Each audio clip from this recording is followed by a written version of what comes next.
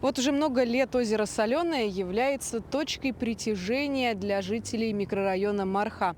Начало этого лета ознаменовано для мархинцев большим экологическим событием. В протоку реки Лена выпустили 10 тысяч мальков щуки. Как говорят опытные рыбаки, за большим уловом сюда следует возвращаться уже через пару-тройку лет.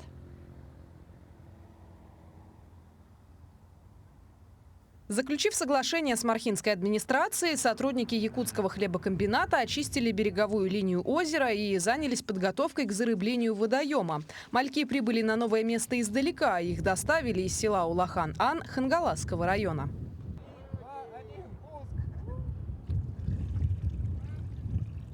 И в планах нашего устойчивого развития предприятия имеется вот такой вот отдельная программа, да, где мы занимаемся вот такими социальными, в том числе и проектами. Работы по облагораживанию озера не закончены. К следующему году для жителей планируют также обустроить зону отдыха. Мелиоративные мероприятия проходят в рамках всероссийской акции «Чистые берега России». Народ доволен.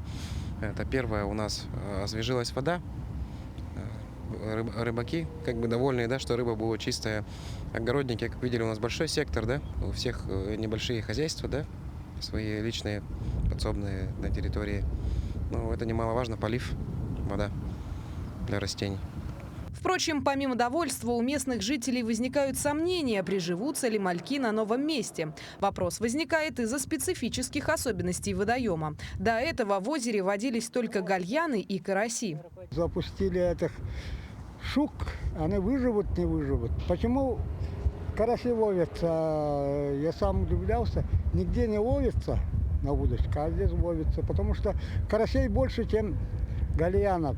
Раньше озеро, походу, примерзало, а гальяны замерзали. А вот караси, походу, там на ив забиваются и живые остаются. Однако эффективность зарыбления позволяет вести стабильный промысел. По словам специалистов, пускать мальков в подобные водоемы безопасно, а выпущенные сегодня личинки щук примерно через 2-3 года превратятся в полноценных рыб. Надежда Саханская, Илья Сыромятников, Якутск.